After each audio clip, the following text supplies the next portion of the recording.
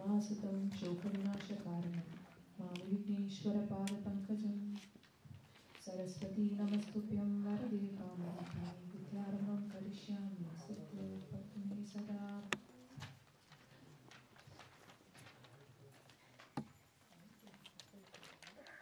எல்லாருக்கும் வணக்கம். நம்மளோட இந்த மார்ச் மாதம் சங்கமத்தை வந்து ஆரம்பிக்கலாம். ஆரம்பிக்கிறதுக்கு முன்னாடி இன்னைக்கு என்ன சிறப்பு, இன்னைக்கு நாள் வந்து ஒரு ஸ்பெஷலான நாள், அது என்ன அப்படின்னு சொல்லிட்டு நான் ஆரம்பிக்கிறேன். இங்கே நம்ம வந்து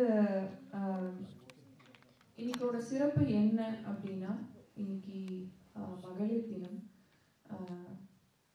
வருஷத்துல ஒரு நாள் கொண்டாடினாலும் நம்மளுக்கு என்னன்னு தெரியல, இந்த ஒரு நாள் மட்டும் ஏதோ ஒரு விதமான ஒரு சக்தி ஒன்று வந்துடும், அது சொல்ல தெரியாது எப்படின்னு. ஸோ இந்த நாள் வந்து கரெக்டாக மகளிர் தினம் அன்னைக்கு நம்ம வந்து இன்னைக்கு இந்த கூட்டத்தில் வந்து சேர்ந்தது வந்து எனக்கு ரொம்ப சந்தோஷம். ஃபர்ஸ்ட் வந்து நம்ம இறை தமிழ் சங்கமம், இந்த சங்கத்துல வந்து நிறைய பெண்கள் இருக்கோம். நிறைய பேருக்கு வந்து ஒரு ஆன்மீக தேடல் இருக்கு. சில பேருக்கு வந்து பக்தி எப்படி வந்து நம்ம வெளிப்படுத்தணும் அப்படின்னு நம்ம விதவிதமா யோசிக்கிறோம். நிறைய நம்ம சரி இந்த மாதிரி கைங்கரியம் பண்ணலாமா, இப்படி பண்ணலாமா அப்படின்னு யோசிச்சு பண்றோம். ஸோ இந்த ஆன்மீக தேடல்ல நம்ம இருக்கோம். அண்ட் இந்த பிளாட்ஃபார்ம், இந்த இறை தமிழ் சங்கமம் வந்து அதுக்கு நம்மளுக்கு பெஸ்ட் பிளாட்ஃபார்மு. நம்ம எல்லாரும் சேர்ந்து இந்த மாதிரி இந்த சத்சங்கத்தை வந்து ஒரு வருஷத்துக்கும் மேலே நடத்திட்டோம், 2வது வருஷம் இப்போ. ஸோ வந்து இந்த நாள் அன்னைக்கு நம்ம இன்னைக்கு சேர்ந்தது ரொம்ப சந்தோஷம். ஃபர்ஸ்ட் வந்து நம்ம யோசிக்கிறோம், இந்த மாதிரி நம்ம எல்லாம் சேர்ந்துருக்கோம், இன்னைக்கு இதெல்லாம் நம்ம தான் பண்றோம், நம்மளோட சக்தினால தான் பண்றோம் அப்படின்னு நினைச்சிட்டு இருக்கோம். அது இல்லைன்னு நம்மளுக்கு தெரியும். இதெல்லாம் வந்து நம்மளோட எனர்ஜினால நடக்காத ஒரு விஷயம் அப்படின்னு நம்மளுக்கு தெரியும்.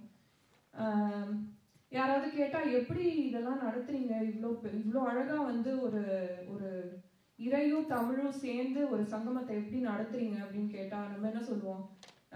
எல்லாம் பகவான் தான் அப்படின்னு சொல்லுவோம். நம்ம யாருமே வந்து எல்லாம் பகவதி தான் சொல்ல மாட்டோம், எல்லாம் பகவான் தான் யூஸ்வலா சொல்லுவோம்.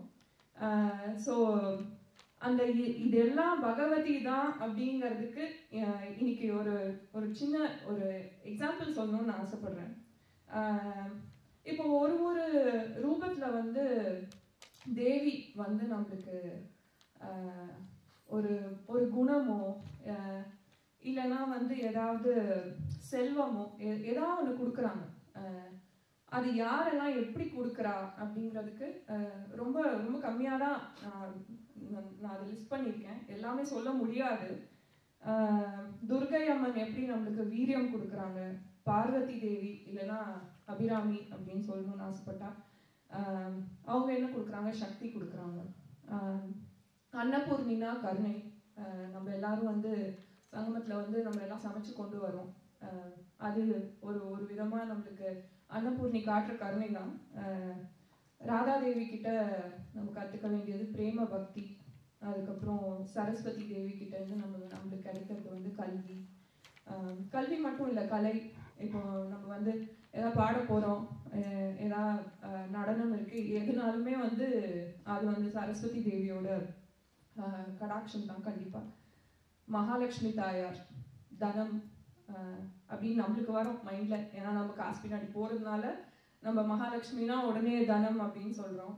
மகாலட்சுமியே வந்து அஷ்டலக்ஷ்மியா இருக்கா, 8 விதமான செல்வங்கள் அஷ்டலக்ஷ்மி நம்மளுக்கு கொடுக்குறா. அது நம்மளோட மைண்டுக்கு அப்படிதான் தோணும்.